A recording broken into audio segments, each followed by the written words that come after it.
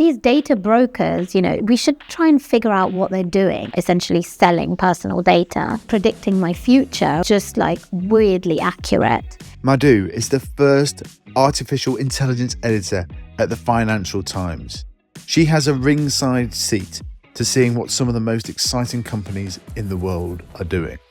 But her new book, Codependent, goes much deeper than that. She crisscrosses continents and countries, looking at the impact it's having on real people in their day-to-day jobs. It's a fascinating read. She's a techno-optimist, but is aware of the risks that AI brings. The book has already been listed for a Women's Non-Fiction Prize. Madhu started her career having studied biology at the University of Oxford, but has gone on to write for Wired and the Financial Times. Madhu, welcome to Jimmy's Jobs of the Future. Thanks for having me. So tell us about the book. What was the origin story for Codependent? Where did it come from? So it really came from Carl Rissenack, who you've probably never heard of, computer scientist in the US, who in the 80s built like computer vision systems for the US Navy to try and kind of navigate submarines. And he was one of the pioneers of facial recognition algorithms that he developed that were used to catch criminals and find missing children. And so he really kind of believed in the positive impact of this technology. But also, Carl is African American, he's black, and he'd found over the kind of his lifetime or his time of his career how much the technology had changed and how it was now being kind of twisted and weaponized against people who looked just like him by police in the US. And he knew that it was not ready for prime time in that way. The technology was flawed and made errors more frequently on darker faces compared to Caucasian counterparts. And so this kind of terrified him.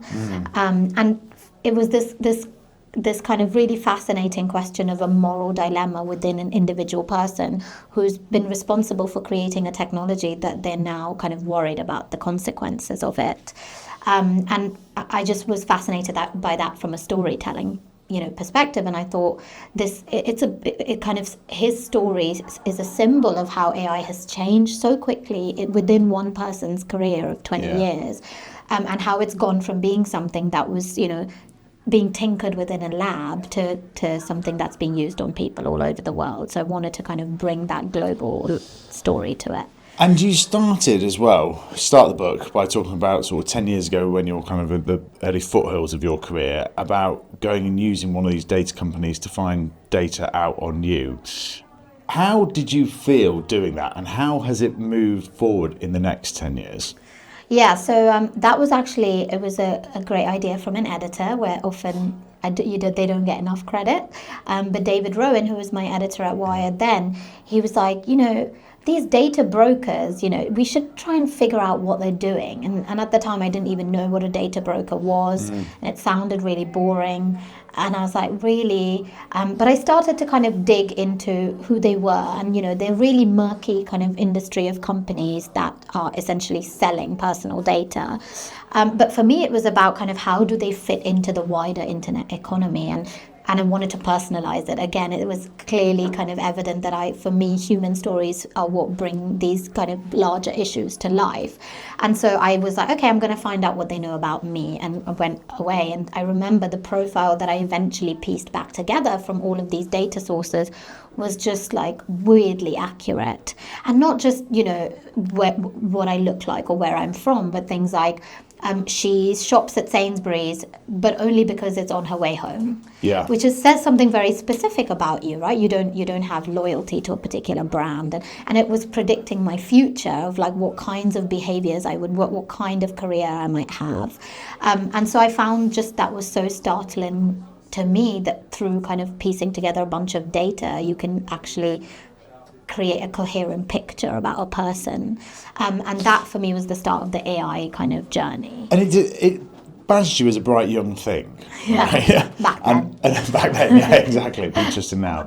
And there's 64 different types of profiles they give people.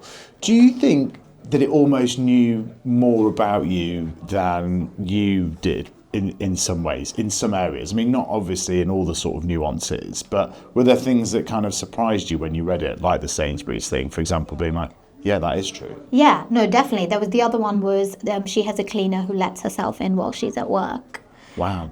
Because you know, you can guess that because I'm like, you know, single, living in a rented flat and a working professional, so I'm probably not going to be around when my cleaner comes in, and Yeah. it's probably easier for that to be done while I'm away. So it's just, you know, having specific data points. They really surprised me because they were often true. Yeah. And it's not because they knew that about me or there were cameras in my house. It was just about being able to predict what somebody's life and personality is like, just based on sort of disparate data points. And I think that is the foundation for the current modern era of machine learning also, right? That's the power of it. And one of the things you do great in the book is you go to these 8 countries and you kind of crisscross the world, and I love books like that kind of take you to these places. And it's interesting because you see it through the eyes of other people, right? And we're not very good at doing that necessarily.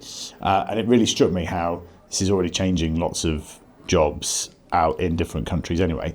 Sometimes positively, giving people a lot more agency, giving people ways of making money, but nothing compared to Silicon Valley. Like, how did you go about sort of like deciding where to go, and how does the research happen for something like that? Yeah, so for me, it was really important that I don't spend time in Silicon Valley for this book, because that's all we ever kind of focus on, what you ever see getting written about this.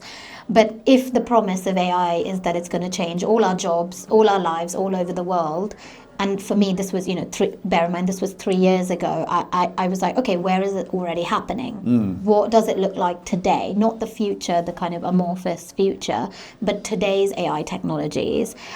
So for me, the first thing was trying to get the geographic spread. You know, what does it look like in Latin America? And so I found the story in Argentina. What does it look like in India, in Kenya, in China, and so on?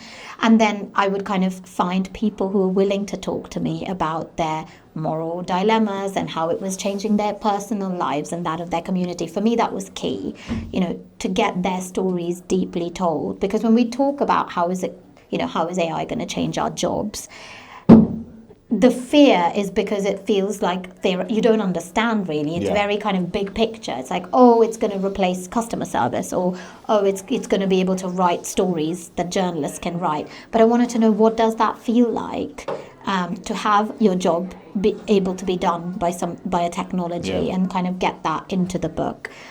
So I spoke to data labelers, gig workers, you know, and voice artists as a sort of example of 3 very different jobs, and kind of wanted that to show how culture interacts with technology as well. Can you tell us the story of the Uber Eats turned Uber Cheats person? Because I thought this was brilliant. He's often readers' favourite character, actually. He is just a mad guy. He's called Armin Sami. He's Iranian American by birth, and his whole kind of his whole vibe is, you know, if he thinks something is unfair, he does whatever he can to go out and fix it. And that might be the smallest thing, like a vegetarian aisle being labeled vegan, and, you know, he felt that was unfair and spent months fighting and getting the local county health council to come in and change the supermarket kind of sign. So he's always been somebody with a lot of innate agency to change his circumstances. He's a computer scientist too, and he'd kind of worked in tech. He worked at Argo AI, the self-driving car company, and he decided he was going to take a break from that, and in between jobs decided to be an Uber Eats courier because he'd moved to Pittsburgh recently and wanted to see the town and loved biking. So he was on his bike doing Uber Eats deliveries, and he basically suspected that he was being underpaid. And now this is really hard to do, right? Because it's so opaque, these algorithmic systems, particularly in gig work, around what your payment should look like. There's no equations.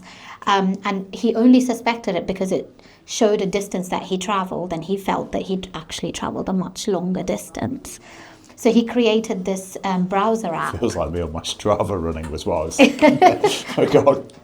Yeah, what were you like? I definitely ran I more than definitely ran that. further than that. I definitely ran further than that. That's how he felt, because it doesn't tell you the GPS coordinates. Yeah. It just shows you the route for privacy reasons of what you've done, and it basically just prints a number saying you've gone X kilometers or miles, and therefore you've been paid Y. Yeah. And he was like, that doesn't look right to me. And so he managed to extract GPS coordinates from the JPEG image and figured out that he'd actually had traveled a lot further, and he made that into a tool, a browser kind of tool that anyone could access with their receipts, and thousands of workers around the world from sort of Tokyo to India were able to kind of figure out that they were being consistently underpaid.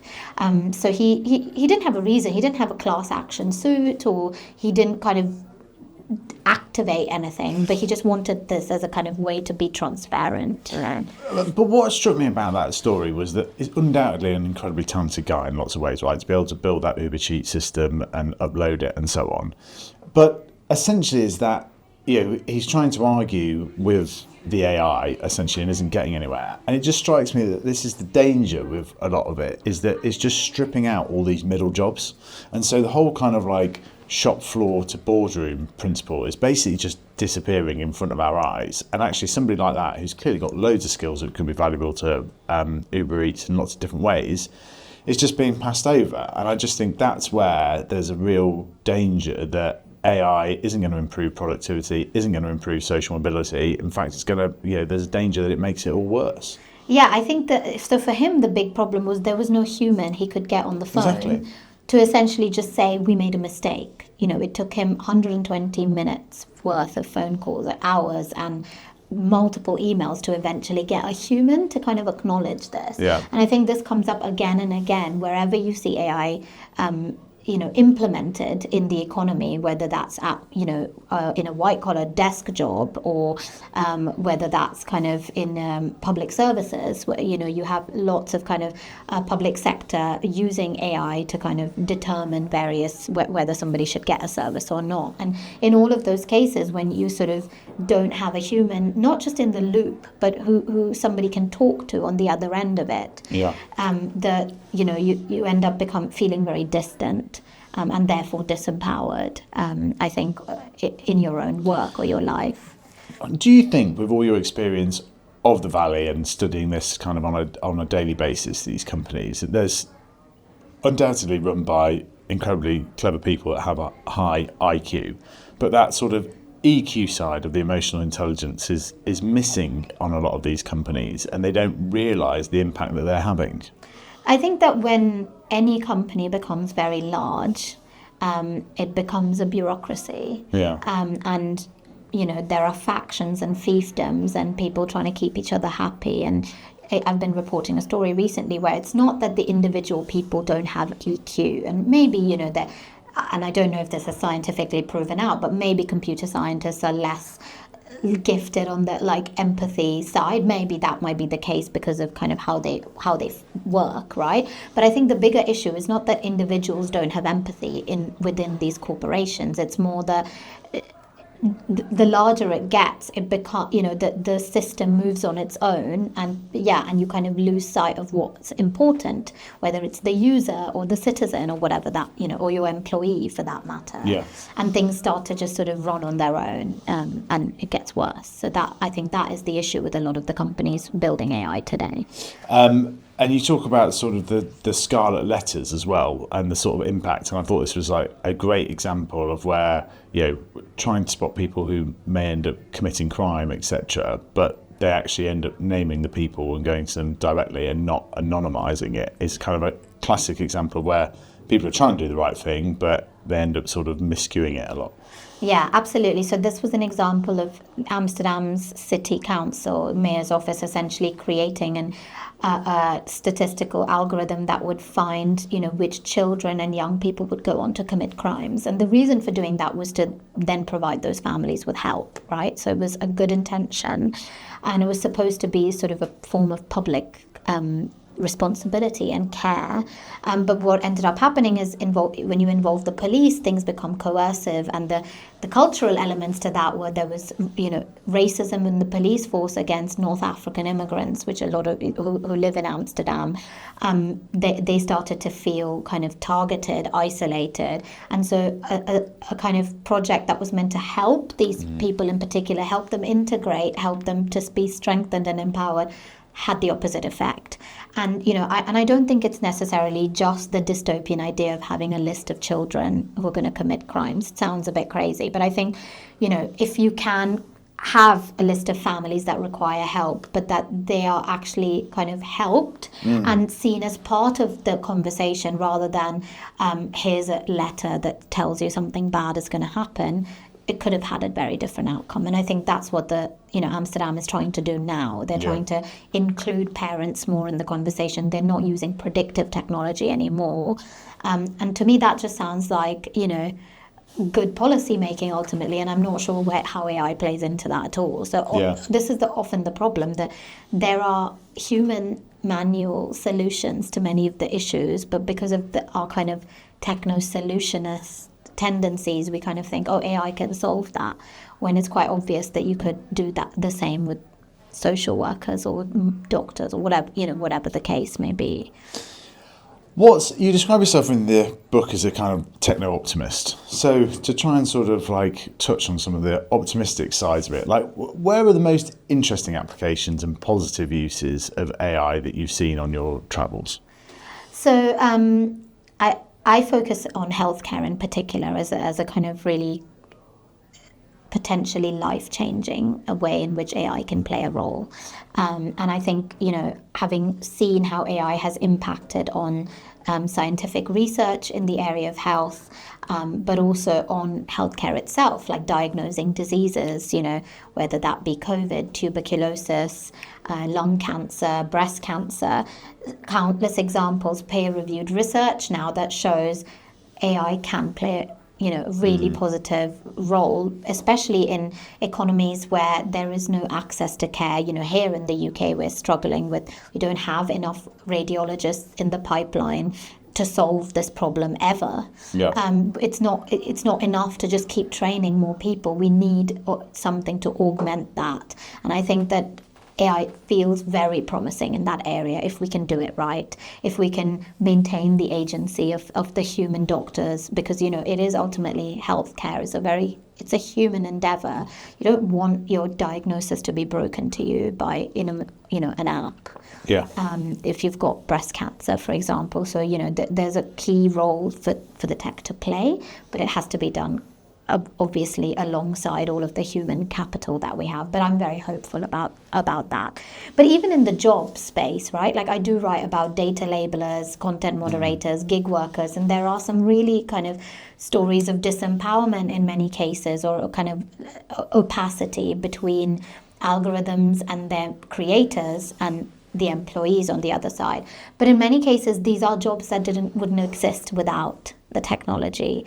They are kind of uplifting people out of, in many cases in my book, extreme poverty. With gig workers, often they're migrants and so on, who are making a living. I spoke to quite a few Uber drivers in Nairobi who felt, who kind of loved what they were doing as an alternative to driving a matatu or a bus or a motorbike. But that doesn't mean that it's not flawed. And for me, that the book was to lay out the reality of what that looked like, even though it was having positive impact. And one of the jobs that I wanted to ask about that you talk about at the end of it was the Franciscan Friar, which is a job that I'd never come across before. Can you explain that to us? Yeah. So he's a priest. He's a Franciscan priest. But, this I had to learn this as well. I'm not Catholic. They don't only work as priests. They're also trained in different areas. So his name is Paolo Benanti, Father Paolo, and he lives in a friary above a small church in Rome, right in the center of Rome. And the others who he lives with are, philosophers, mathematicians, musicians who teach. So their vocation is to teach. And so he was a technologist and technology ethicist, actually, who did a PhD at Georgetown, came back, and he now teaches at the Pontifical University in Rome about sort of ethics, morality, technology, and biology, and how those intersect.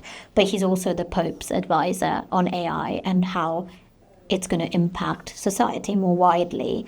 And I wanted to end with that. And I think for some people, it was like a bit of a surprising kind of direction to go in right at the end, right? But I wanted to kind of take a step back and look at like all of the different voices in this story, people you wouldn't expect, but people who come in with very different perspectives and priorities in this conversation. And I went to a signing of a charter on AI kind of ethics between the Catholics, the Muslims, and the Jews, represented by leaders of the faith, who kind of came together to kind of agree that humanity should be valued above anything in an AI world. And for me, it felt symbolic of kind of where we were going. But it's unexpected. But it's a terrific end to the book. And people should definitely read that bit and the depth you kind of go into in the conversations, because it is amazing to kind of think about that and how kind of humanity and human skills are going to be still required in agreements and so on. But it was I hadn't realised it had all happened and so on. So you paint a very kind of vivid picture of it. I wanted to ask you about the sort of job of a journalist and so on. And one of the questions that we ask people is, if they were starting their career now with all that they know, where do they think they'd be heading and so on? Now, as AI editor at the FT, I imagine that you would probably be following a sort of similar kind of path. But what is your advice to young journalists wanting to kind of get into the AI and technology space in particular? Actually, I just had a young reporter from another paper just ask me that earlier today. So I think I can imagine that it's scary entering a journalism career at a time when it feels like AI can basically do much of your job. When you've done it, certainly what you would start out doing. Exactly. Because when you've done it for 10 years or 12 years like me, you understand what sets a good journalist apart from an average one. And I think that's what as a whole, as an industry, we've got to figure out, right? Like, what are the things that AI can do that is kind of useful for our readers, and we should and can use it for, but where are we adding value? And I think that the big thing is humans who can go out and find stories that others don't want to be told. What are the hidden stories, the kind of repressed ones, those are the most interesting, joining the dots. And you need to have the curiosity of a person going out into the world to come back and say, I think this is a story. Because what good journalists do is recognize what makes a good story, because somebody's going to read it and respond to it. So I think we need, that's what we need to be training young journalists on, like, follow your nose and hone that skill of like trying to sniff out a good story, not just the obvious, what are the big companies doing? Because there's a lot of access journalism as well in tech, but the companies have become so much more powerful in the decade I've been doing this job, and they now do decide who they speak to and who they don't, as is, I guess, their prerogative. So it's hard as a new journalist to kind of get in there. But I think there are ways to do it without having access to Sam Altman or Sundar Pichai or Satya Nadella, to kind of look at how the technology is affecting those around them, not just people, but companies, startups, investors, and you can tell the stories from the outside. And I think that could sometimes be the best stories. You describe like the job at the FT as sort of adding a dose of realism to things, which I think is a really interesting phrase. How do you do that in a world that can be so often like overly optimistic with things? Like, how do you sort of root yourself in that realism? I think it's, that you have to talk to not just people in Silicon Valley. It's like the only... Or just people in tech, But but even people in tech outside of California have different views. You know, when you look at entrepreneurs in Europe or investors in Europe, they come with a much more realistic view about things and also different priorities. broader areas of interest, and often are kind of much more connected in with the policy space or even civil society journalism. And so I think it's about diversity of sources to get out of the bubble of the valley. Sometimes, obviously it's amazing when you go there and you're part of the ecosystem and the environment. It's filled with stories, filled with interesting people, but it can help to be outside of that. I've always been based in London, where you kind of get to dip in, but also get to talk to academics and activists and others who have their own expertise, and that, for me, it's how I've kind of found a way to make my interests sort of FT-fied, and kind of bring that to FT readers, where we might not have otherwise covered, surveillance, biometrics, even AI. Yeah. A few years ago, it was something I was one of the maybe 2 or 3 people who were interested in it. But to say this matters. And what was your route into it? Because you studied biology, right, at university, and then you became a sort of technology journalist at Wired. So how did that jump happen? Yeah, so after biology, I also studied clinical immunology, did a master's in that, and worked on vaccine design. So I've always been like super kind of fascinated and interested in science and health and medicine. But the best bit about it was always telling other people about what we were doing, or the promise of it, or kind of communicating that with others. And I think when you practice as a scientist, it's very lonely, and you have to be so committed to kind of work on one small slice for so many years, in order to be a good scientist. I don't think I would have been a good one, because I kind of was always interested in the context and wanting to kind of take it broader. So I decided at that point, I'm going to try to be a storyteller, a journalist about complex topics like science and health, and kind of see how that went. And my backup plan was I'd just go and be a doctor if all failed, and I'd just try it for a year. But it worked out, and I think that's what I do today, is kind of break down complexity, which is kind of what I love doing. What did your parents do? My mum was a teacher, an English teacher, actually. So, and my dad was a chartered accountant, so worked in business. But so most of the latter half of his career, he worked in media buying at Unilever. And so it was really fascinating to see how his role changed so much, because in India, where I grew up, it was all about TV and kind of TV advertising and brand. And then when we moved here, and as the internet changed, he would go visit Snapchat HQ and like come back with swag. And he really kind of witnessed and understood the digital shift in his work as well. So I think I've kind of been fascinated to see how things have changed even for him in the 10 years. The process of writing a book can be sort of very cathartic and provide lots of insight into your own career and so on. Where do you see the next 10 years heading in journalism, and what are the broad sort of trends? I don't want to say predictions, but try and paint a picture of where we're going to be heading. It's really hard. I think everybody's trying to figure out in media what happens to journalism, and we've seen quite sort of high profile layoffs at the LA Times, at the Washington Post, stalwarts of journalism. So it feels like a period of incredible change coming up. I think what it's going to look like is there will be a whole bunch of sort of AI-generated stuff littering the internet, where you're going to have sort of content produced by this at scale.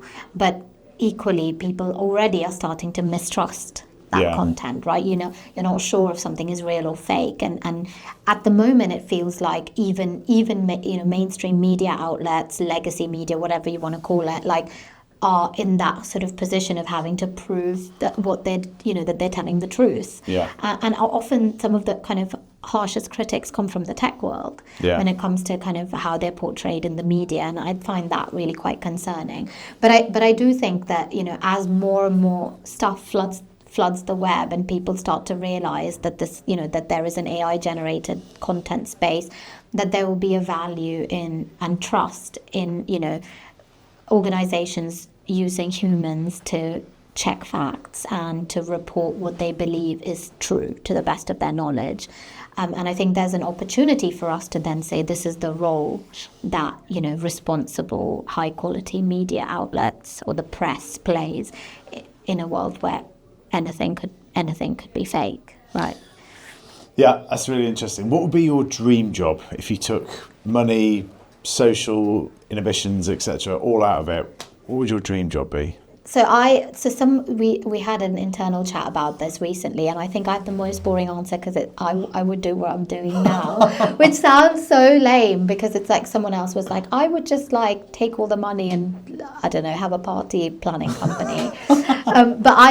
For me, the perfect job would be 6 months as a journalist, 6 months, right, working on a larger project like a book. Okay. And this is where I'm at today. But, recent conversations I've had around sort of how this plays into policy and how you can govern and empower people. I'm like, I've never been kind of interested, personally in politics. And as I said, I didn't grow up here. I grew up in India.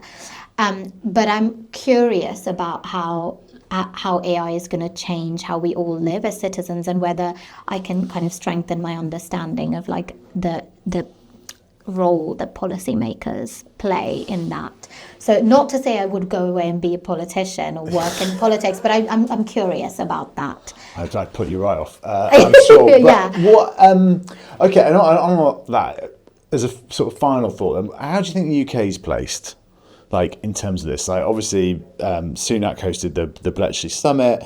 Like we've always been at the forefront of a lot of the kind of like trust and literacy side of these things over the course of history. But ultimately, we're never going to have the compute power of China or America, or frankly the capital markets to kind of support it.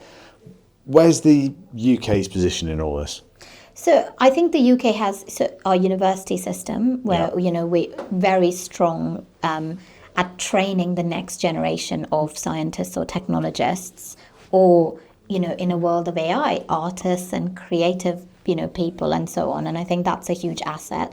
The other one is the national health system, right? That like having an NHS that caters to every single person. Of course, it's seen as an amazing kind of data treasure, but it's also a way in which we can kind of roll this out and really not just test, but see how it can help people at scale if we kind of play it right.